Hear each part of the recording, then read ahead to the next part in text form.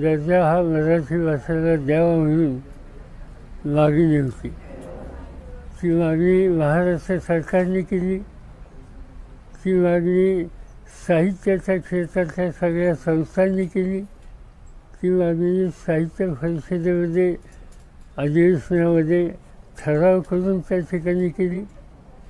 आणि माझ्यासारखे अनेक सहकारी की ज्यांना या सगळ्या प्रश्नामध्ये आस्था आहे, तर आम्ही लोकांनीसुद्धा व्यक्तिगत पत्र केंद्र सरकारला लिहिली आणि या संबंधीचा आग्रह केला.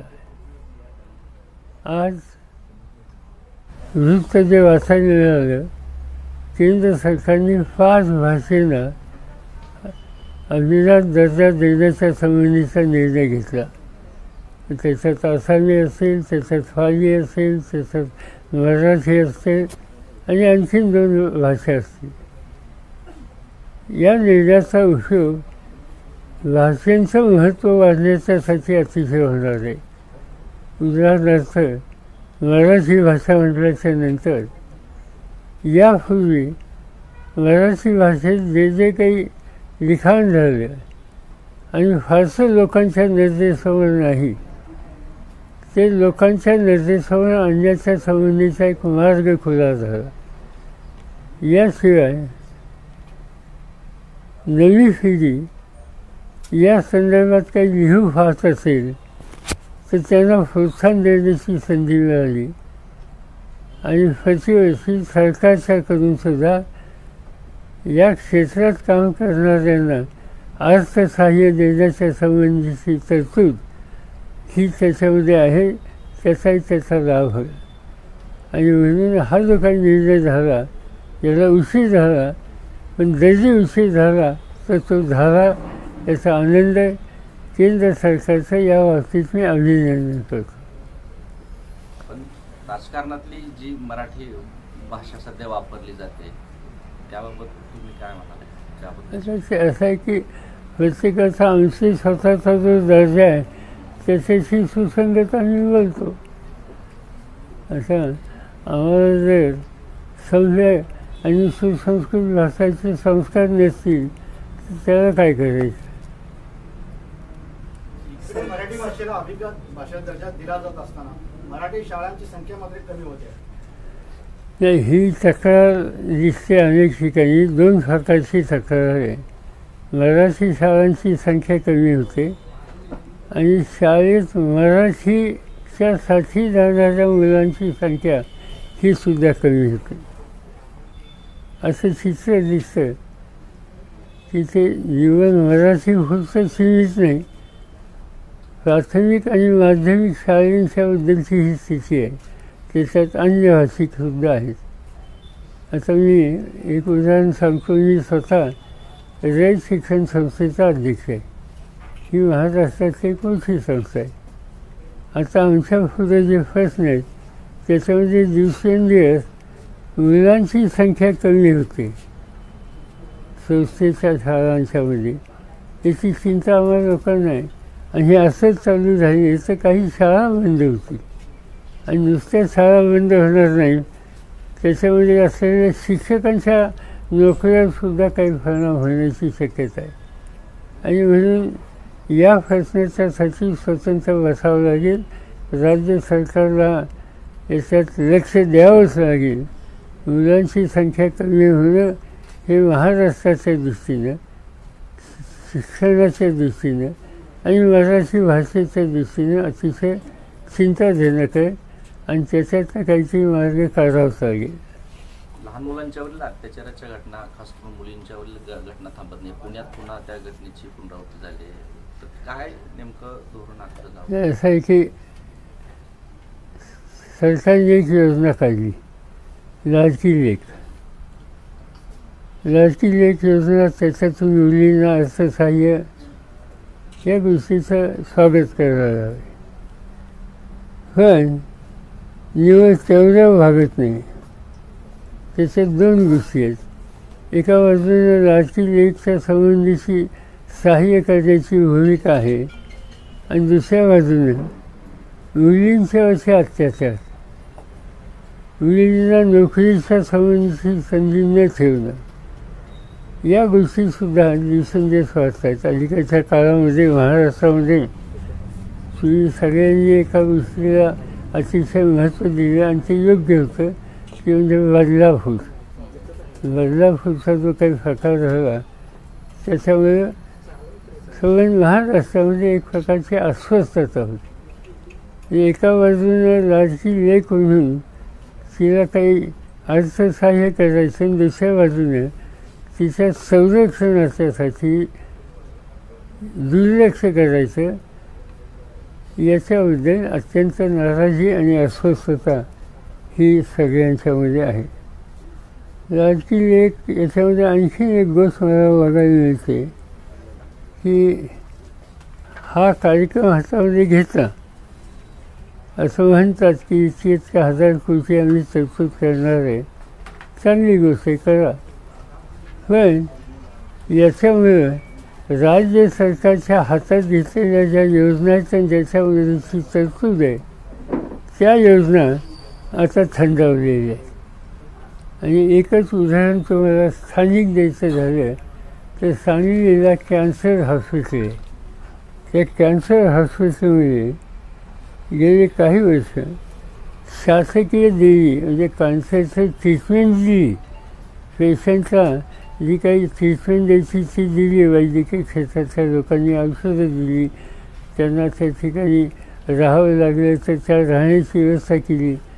पण या संबंधीचं जे लीड आहे ते लीड हे दिलेलं नाही. आता त्याची माहिती घ्यायचा मी प्रयत्न केला की इथल्या एका कॅन्सर हॉस्पिटलमध्ये जी थकीत रक्कम आहे ती 4,57,00,000 आहे सांगलीच्या. आणि महाराष्ट्रात जे सगळे कॅन्सर हॉस्पिटल आहेत सगळ्या राज्यातली त्यांची थकीत रक्कम 700 कोटीच्या जवळपास आहे. म्हणजे कॅन्सर हा रोगाचा आणि चिंतेचा एक विषय, पण हॉस्पिटल काही फक्त कॅन्सरची नाही आहेत आणि कॅन्सरची कमी आहेत. इतर हॉस्पिटल सगळ्या राज्यामध्ये जे आहे त्याची काय अवस्था आहे, तिथं औषधाच्यासाठी पेमेंट होत, बाकीच्या सुविधेच्यासाठी पेमेंट. हे एका वैद्यकीय क्षेत्राचं उदाहरण तुम्हाला मी सांगितलं. असे अनेक क्षेत्र आहेत की जिथं सरकारने योजना आखल्या, सरकारने बजेटमध्ये तरतूद केली, पण सरकारने त्या संबंधीचे पैसे उपलब्ध करून दिले नाहीत. आणि खाजगी विचारलं अधिकाऱ्यांना तर ते राजकीय योजनेकडं तिकडं राजकीय लेखीकडं लक्ष देतात. होते नव्हते ते सगळे पैसे तिकडं आम्हाला डायव्हर्ट करायला सांगितले आणि त्यावेळेला आमचा नाईलाज आहे असा अधिकारी स्वतःचं नाव जाहीर करू नका असं प्रेमाने सांगत वस्तुस्थिती सांगतात. नितीन गडकरींनी असं एक स्टेटमेंट केलं होतं जाहीर सभेमध्ये की ह्या ज्या फुकटच्या योजना आहेत त्यांची अंमलबजावणी कुठलं सरकार असलं तरी करू नये, त्याचा विपरीत परिणाम हा राज्यांच्या देशाच्या अर्थकारणावर होतो. तर तुमचं काय मत आहे त्याच्या बाबतीत? असं गडकरींचं एक वैशिष्ट्य आहे, त्यांना योग्य वाटलं ते सरकारचे विरोधी असले तरी ते बोलायला कधी थांबत नाहीत. आज येत आहेत विचारा तुम्ही त्यांना. आणि त्याच्यामध्ये अशा ज्या योजना आहेत तर त्या योजनेच्या संबंधी त्यांची मतं फरफर आहेत आणि ते सतत मानतात. आता खरं सांगायचं म्हणजे एकटे गडकरीच असं बोलतात असं नाही. एकदा माझ्या ऐकण्यात आलं होतं की प्रधानमंत्र्यांनी कुठचंही भाषण केलं, आत्ताची गोष्ट नाही काही दिवस झाल्यावर, की ही रेवजी संस्कृती, त्यांनी शब्द वापरला रेवजी, हां ही रेवजी बंद करा, रेवजीने प्रश्न सुटणार नाहीत आणि म्हणजे ही रेवजी संस्कृती बंद करा असं प्रधानमंत्र्यांनी सांगितलं होतं.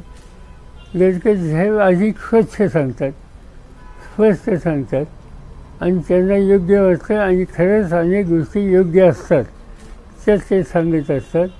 त्याचं कारण त्यांना प्रशासनाच्या संबंधीचा वास्तव दृष्टिकोन घेण्याची त्यांची सवय आहे आणि ती माझ्या मते योग्य आहे.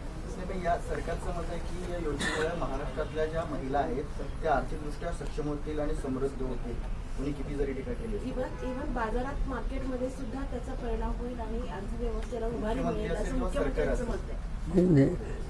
लाडकी योजनेतून जे पैसे दिले जातात त्यामुळे ते पैसे मार्केटमध्ये येतात आणि मग ती मार्केटमध्ये नुकसान होते असं त्याचं मत. नाही, असं आहे की तुमच्याकडे किंवा माझ्याकडे 500 रुपये किंवा 1500 आले, आपण कुठे ना कुठे खर्च करणारच ना. मग तो कशासाठी खर्च करतो, मार्केटमध्ये खर्च करतो, हॉटेलमध्ये खर्च करतो, सिनेमाला खर्च करतो, कुठेही खर्च करतो. तर याचा उपयोग कुठे ना कुठे त्या भगिनीला हे होणार. पण प्रश्न असा आहे, तो योजना तुम्ही चालू करा, त्याला आमचा पाठिंबा. पण ज्या यापूर्वी त्याच सरकारने योजना जाहीर केल्या, त्यासाठी तरतूद जाहीर केली, त्याचं पेमेंटही करा. उद्या शाळेमध्ये शिकणाऱ्या मुलांच्या संबंधीच्या काही सुविधा त्याची तरतूद आहे, पण सुविधा देण्यासाठी लागणारी रक्कम नाही. पक्षांतराबाबत न्यायपटलावर अंतिम टप्प्यात सुनावणी सुरू असताना सरन्यायाधीशांच्या घरी मोदींनी जाणं आणि त्याच्यानंतर तुमच्यासारख्या राजकीय पक्षांनी त्यांच्यावर संशय व्यक्त करणं, हे कितपत म्हणजे याच्याकडे कुठल्या दृष्टिकोनातून तुम्ही पाहता? मी या दोन्ही गोष्टीवर भाष्य करू इच्छित नाही की देशाचे सर्वोच्च पदावरचे न्यायाधीश आणि प्रधानमंत्री या सगळ्या ह्या इन्स्टिट्यूशन्स आहेत, त्यांची एक प्रतिष्ठाही ठेवणं सगळ्यांची जबाबदारी आहे. तसं इन्स्टिट्यूशनची प्रतिष्ठा ठेवणं सगळ्यांची जबाबदारी आहे. त्याच्यापेक्षा जास्त याच्यावर भाष्य करू नये. एमआयएम पक्षानं तुमच्या राष्ट्रवादी आणि काँग्रेसला एक प्रस्ताव दिला आहे, जो मुस्लिम बहुल 28 जागांच्या यादीवरचा हा प्रस्ताव दिलेला आहे. माझ्या वाचण्यात आलं, मी काही बघितलं नाही, कारण माझ्या पक्षापुरतं हे काम जयंत पाटील बघतात, त्यांच्याकडे काही दिलेले असेल, माझ्यापर्यंत आलेले आणि निर्णय घेण्याच्या प्रक्रियेत या आमचे बाकीचे लोक आहेत, मी नाही. एकीकडे सरकार योजनांचा पाऊस पाडत आहे, त्याचबरोबर आर्थिक सुद्धा देत आहे, मग त्याचा सरकारच्या तुझीवर फरक पडतो. प्रश्न असा आहे की ते पाऊस पडत आहे हे सगळं ठीक आहे, पण पाऊस पडण्याच्या नंतर पैशाचा ते पैसे आणले पाहिजेत ना कुठेही, नुसते झग घेऊन चालणार नाही, पाऊस पडायला पाहिजे. मला एक संलग्न प्रश्न, काल खासदार वर्षातही यांनी घोषणा केली की आमचं सरकार आलं की आम्ही 3000 रुपये बहिणींना देऊ. वर्षा गायकवाड असंही कारण त्यांच्याकडे पूर्वी खातं होतं, त्यामुळे त्यांनी कदाचित अभ्यास केला असेल, मला स्वतःला माहिती. तुमच्या पक्षामध्ये जास्तीत जास्त आता इन्कमिंग व्हायला लागलंय तुलनेला इतर पक्षांच्या तुलनेला एनसीपी तुमच्या ह्याच्यामध्ये जास्त इन्कमिंग व्हायला लागलंय, याचा काय परिणाम होईल? आणि तुम्ही मुख्यमंत्री पदासाठी इच्छुक नाही असंही सांगितलं. तुम्ही नाही,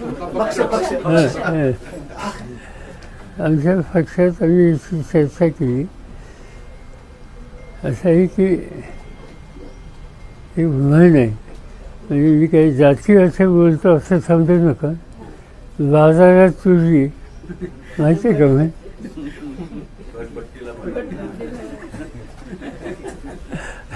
कशाचा काही पत्ता नाही. आजच त्याची चर्चा, अजून निवडणुका व्हायच्यात, मेजरचे आहे का?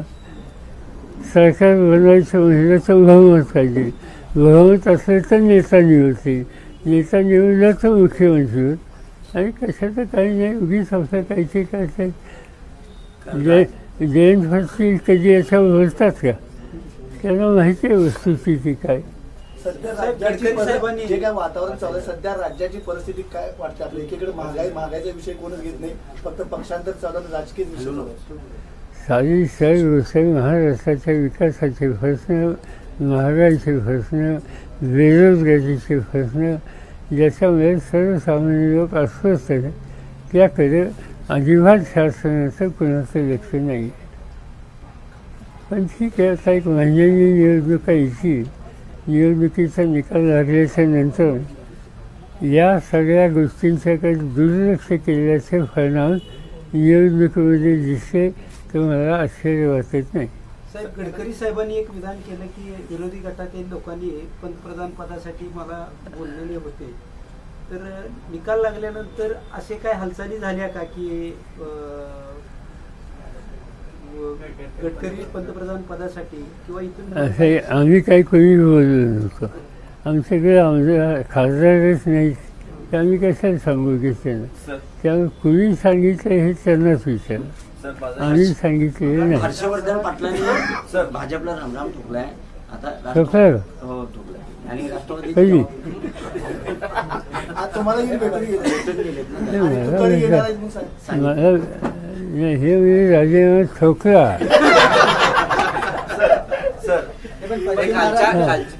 मग खरं काय कधी प्रवेश करणार आहे हर्षवर्धन पाटलांचा?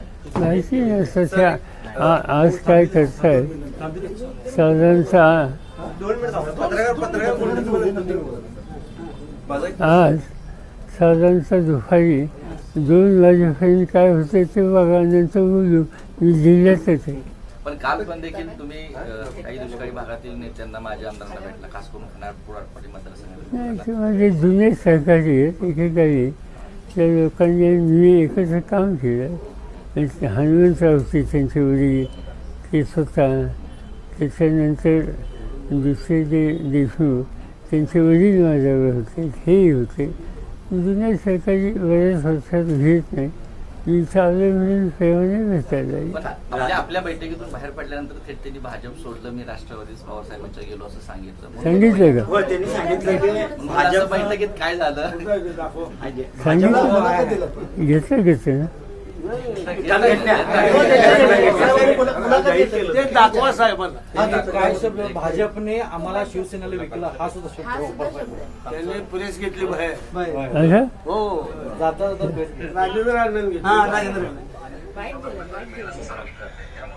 नमस्ते, राजेंद्र देशमुख पवार साहेबांना भेटायसाठी आलो. मी आता राष्ट्रवादीत आहे, भाजप बीजेपी मध्ये होतो. बरं आहेच आहे. मागणी केली, साहेबांच्या तब्येतीची चौकशी केली. जयंत पाटील साहेब नसल्यामुळं परत आपण ह्याच्यावरती चर्चा करूया म्हणून त्यांनी सांगितलं. आणि मी इच्छुक आहे ह्या खानापूर मतदारसंघामध्ये. तुमचा प्रश्न एवढाच आहे की इतक्या सहजपणे लोक भाजप सोडतात की तुमची बैठक होते आणि लोक सांगतात की भाजप सोडतात. की काय बैठकीत झालं, हे सगळे जुने सहकारी भलतीकडे गेले होते. त्यांच्या लक्षात आले की हा रस्ता काही खरा नाही, योग्य रस्ता आपला जो आहे त्या रस्त्यावर गेलं पाहिजे म्हणून येतात. स्वागत आहे. अनेक वर्ष एकत्र काम केलं, पुन्हा काम करायची इच्छा आहे. आमचं म्हणणं आहे किंवा एकत्र येऊ आणि लोकांचं काम करू, महाराष्ट्राला मोठं करू आणि त्यासाठी आपल्या सगळ्यांची शक्ती कामाला लावायची. राष्ट्रवादी जागा जिल्ह्यातल्या विधानसभा वाढवून घेईल. बघूया आता काय असेल. तुम्ही त्या चर्चेत नसतो. आमच्या वतीने जयंतराव पाटील आहेत तर ते बोलतील की. लोकसभेमध्ये जो काही विसंवाद झाला होता महाविकास आघाडीच्या नेत्यामध्ये तो अजूनही काही दिसून येतो, तर त्याचा परिणाम विसंवाद महाराष्ट्रात कुठं झाला नव्हता, एका गावात झाला होता. ते सांगलीबद्दल असं बघा, सांगलीकरांनी सांगावं. बाकी सवन एकाही तालुक्यात एकाही जिल्ह्यात झालं नाही. इथं त्या जागेसंदर्भात एकत्रित अशी तिन्ही पक्षाची चर्चा होऊन उमेदवार ठरला नव्हता का त्यावेळी? ते मला माहिती नाही. माझ्या माहितीप्रमाणे चर्चा झाली नसावी असं मला वाटतं. पण आता आत्ता ज्या निवडणुका आहेत त्याच्यासाठी चर्चा चालू आहे सगळ्या जागांच्या संबंधित. त्याच्यामध्ये आमच्याकडून जयंतराव आहेत आणि आणखीन काही सहकारी, काँग्रेसकडून नाना पटोले आणि त्यांचे सहकारी आणि तुमचे राऊत संजय आणि त्यांचे सहकारी हे एकत्र बसतात. त्यांच्या 1-3-4 बैठका झाल्या. असं ऐकतोय मी की काही गोष्टीवर त्यांचं अंडरस्टँडिंग झालं आणि अजून काही गोष्टीवर बसायचं आहे आणि त्यासाठी ते 7, 8, 9 ह्या 3 तारखेमध्ये एकत्रित बसणार आहोत. माझा फक्त त्या सगळ्यांना आग्रह आहे की लवकर बसून लवकर प्रश्न संपवा आणि लवकर लोकांच्याच आपण जाऊया. दिवस थोडे राहिलेत. लोकांना महाराष्ट्रात बदल पाहिजे, लोकमत आपल्याला अनुकूल आहे आणि त्या अनुकूल लोकमताचा आदर हा आपण लवकर केला पाहिजे असा माझा आग्रह आमच्या सहकार्याने आहे. दुसरी जी राष्ट्रवादी निर्माण झाले त्या राष्ट्रवादीचे सांगली जिल्हाध्यक्ष तुम्हाला भेटून गेले, गुलाबी रंगावर त्यांना राहू वाटत नाही अशी महाराष्ट्रभर परिस्थिती आहे असं दिसतंय. अनेक ठिकाणी लोक भेटतात, खाजगी काहीतरी वेगळं सांगतात, जे खाजगी बोलतात ते तुम्हाला सांगायचं नसतं. अजितदादांनी सत्ताधाऱ्यांच्याकडून चुकीची विधानं केली जातात. राणे कुटुंबीय असतील किंवा काल संभाजी भिडे यांनी वक्तव्य केलेलं आहे. पण नेमकं काय मुद्दाम करतो असं की ज्यांची नावं तुम्ही घेता यांचे हे काय आजचंच आहे का? अनेक वेळेला तुम्ही बघितले, तुम्ही ऐकले, काही गोष्टी तुम्हाला छापता येणं शक्य आहे तिथपर्यंत तुम्ही छापले. कारण जे एक चौकट असते सभ्यतेची ती आम्ही सगळ्यांनी पाळली पाहिजे. असं काही लोकांना त्या रस्त्याने जायचंच नाही. मराठा आरक्षणाचा मुद्दा या विधानसभा निवडणूक कितपत असं आहे? नाही, असं की आरक्षण मिळावं अशा प्रकारची भावना लोकांच्यात आहे, त्याच्यात काही चुकीचं नाही. पण हे करत असताना इतरांना जे मिळतं त्याचंही रक्षण करणं, त्याला धक्का न बसणं याबद्दल सुद्धा लोकांच्या चर्चा आहे. तर बघूया काय होते. सांगलीमध्ये प्रकाश आंबेडकरांनी असा आरोप केला की तुम्ही मराठा आरक्षणाचं समर्थन केलंय, त्यामुळे तुम्ही फक्त आता मराठ्यांचे नेते राहिलाय, ओबीसींचं तुम्हाला पाठिंबा राहिलेलं नाही असं तुम्ही सांगितले. आता कालच्या निवडणुकीमध्ये पाठिंबा कोणाला लोकांनी दिला हे बघितलं. एक तरी जागा राज्यात समन ज्यांना एक सुद्धा जागा मिळत नाही त्यांनी इतरांच्या समोर भाष्य करणं, मीडियामध्ये नाव छापून येतं त्यासाठी ठीक आहे. साहेब, अजितदादांनी संकेत दिलेले आहेत की मी बारामतीमध्ये निवडून उभारणार नाही, मी जो उमेदवार देईल त्याला तुम्ही त्याचं काम करा. आमच्या घरातले सदस्य फिरणार नाहीत या निवडणुकीत जास्त असं काही सांगितलं का? हो, काल पुन्हा सांगा काय? मी खरं ऐकलं. अजितदादांकडून बारामती विधानसभा न लढवण्याचे संकेत, मी जो उमेदवार देईल त्याचं काम करा. विधानसभेला आमच्या कुटुंबातील जास्त सदस्य फिरताना दिसणार नाहीत असं काल स्टेटमेंट असं माझ्या माहितीचं नाही. त्यांनी असंही स्टेटमेंट केलं होतं की आम्ही जी चूक केली लोकसभेला, घरातून बाहेर पडलो आणि माझ्याच कुटुंबाच्या विरोधात मी लढलो, ही गोष्ट चुकीची होती आणि ती कोणी त्याची पुनरावृत्ती करू नये. त्यांनी ना त्यांनी पुनरावृत्ती करू नये असं त्यांचं मत आहे. ते अजून पुनरावृत्ती करणार आहेत काय? त्यांची तिथे गेल्या मग कोंडी झाली असं वाटते का? मला माहीत नाही. मराठा आरक्षणाला तुम्ही पाठिंबा दिला, पण तुम्हाला असं वाटतं का की बाकीच्यांचं पण आरक्षणाचा विषय सोडून मराठा आरक्षणाचा पण प्रश्न सोडवता येऊ शकतो? येऊ शकते की असं आहे की आता 50% वर जाता येत नाही. 50% वर आरक्षण हवं असेल तर पार्लमेंटमध्ये कायदेशीर दुरुस्ती केली पाहिजे. काय हरकत आहे दुरुस्ती करायला? आत्ता 50% आरक्षण आहे, जाऊया 75%. एक काळ असा होता की तामिळनाडू राज्यामध्ये आरक्षण हे जवळपास 78% होतं. तामिळनाडूमध्ये एकेकाळी 78 होऊ शकतं, तर महाराष्ट्रामध्ये 75 का होऊ शकत? म्हणजे 50 आता आहे, 75 व्हायचं म्हणजे 25 वाढवावं लागेल. 25 वाढवलं तर ज्यांना मिळालं नाही त्यांचा विचार करता येईल, जिथं कमी आहे त्यांचा विचार करता येईल. याच्यात कुठलाही वाद राहणार नाही. आणि माझं स्वच्छ मत आहे की याच्यामध्ये केंद्र सरकारने पुढाकार घ्यावा, पार्लमेंटमध्ये दुरुस्ती आणावी. आम्ही सगळे लोक जे काही आमचे सभासद असतील आम्ही त्यांच्या बाजूनं मतदान करू, त्यांना साथ देऊ. पण याच्या आडवं कोण पडते आतापर्यंत तुम्ही इतिहास माहिती नाही, तसे बोलावं लागेल. विधानसभा निवडणुकीच्या अनुषंगानं उमेदवारांची यादी तुम्ही जाहीर करणार होता गेल्या आठवड्यामध्ये, येत्या 10 दिवसामध्ये जाहीर करणार. त्याच्यात असं आहे की उमेदवाराची निवड, उमेदवाराचं वाटप याच्यात मी कुठेही नाही. त्याच्यासाठी मगाशी मी सांगितलं आमची कमिटी आहे, ते बसून निर्णय घेतले. आता एखाद दुसऱ्या जागेवर वेगळ्या काही मतभेद होत नाहीत असं नाही, समजा झाले तर बसून सोडवा अशी आम्ही त्यांना विनंती करू. साहेब मराठा आरक्षणाबद्दल थोडं हिंदीमध्ये सांगा प्लीज. जमल्याचं हां. साहेब एवढी एनर्जी तुमच्यात कुठून येते साहेब? राज काय आहे साहेब? एनर्जी संपूर्ण महाराष्ट्राला प्रश्न पडला की साहेबांच्या तेवढी एनर्जी. जसं जसं वय वाटतं तशी एनर्जी वाटते. प्रकाश आंबेडकर ने आप पर टिप्पणी की थी. नाही, त्याचं उत्तर दिलं मी मगाशी. काय नाव आहे? नितीन गडकरी तुमच्यासोबत आज उपस्थित राहणार आहेत. महाराष्ट्रावर शक्तीपीठाचा एक मोठा प्रश्न आहे. शेतकरी मोठ्या प्रमाणात त्याच्या विरोधात आंदोलन करतात.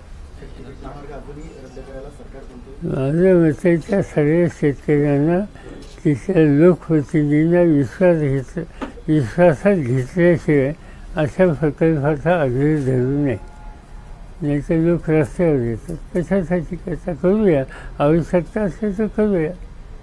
आज अनेक महत्त्वाचे रस्ते महाराष्ट्रात झालेले तर होत आहेत. गडकरी त्या खात्याचे मंत्री झाल्याच्या नंतर एकंदर देशातल्या रस्त्यांची स्थिती सुधारते.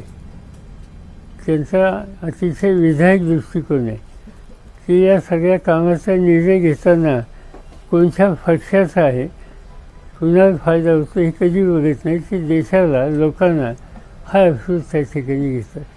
आणि असं अनेक चांगले रस्ते त्यांनी केले. जर आज तुमच्या जिल्ह्यात मी कधी जर फलटणच्या या भागात जाताना जो रस्ता आहे, पूर्वीचा रस्ता आणि आता रस्ता त्यात फार फरक आहे.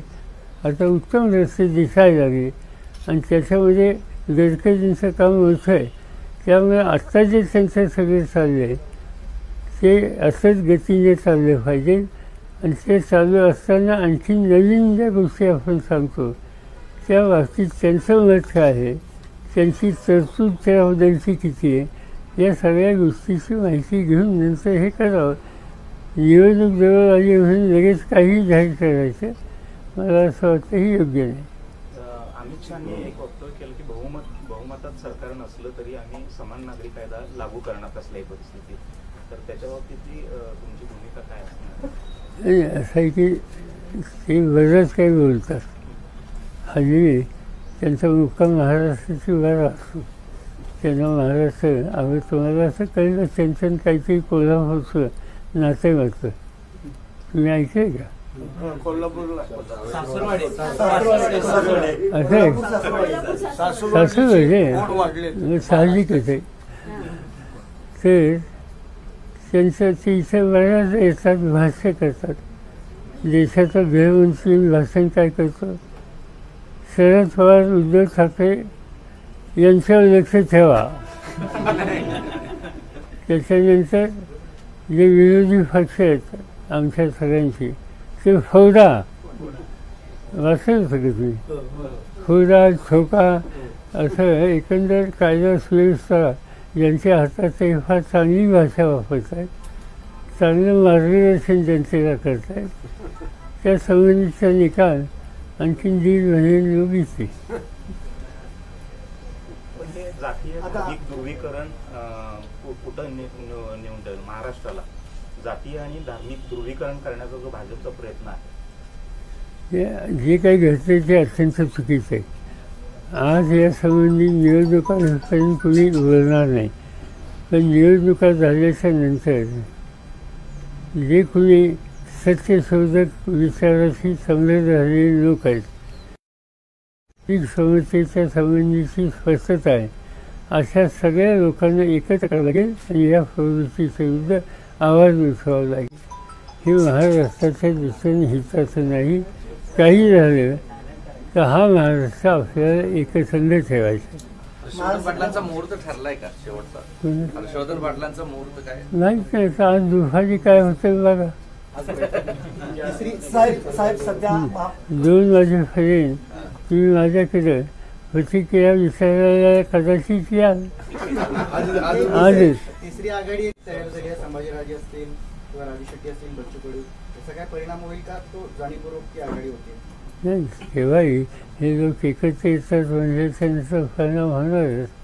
आणि परत संभाजी राजे वगैरे ही सगळी महान घराण्यातले लोक आहेत, त्यामुळे नक्कीच परिणाम होईल. त्यामुळे आमची झोप गेलेली, आम्ही सगळे भयंकर अस्वस्थ. आता काय आपलं होणार? सध्या अमित शहा आणि मोदींचे महाराष्ट्रात दौरे वाढलेले आहेत.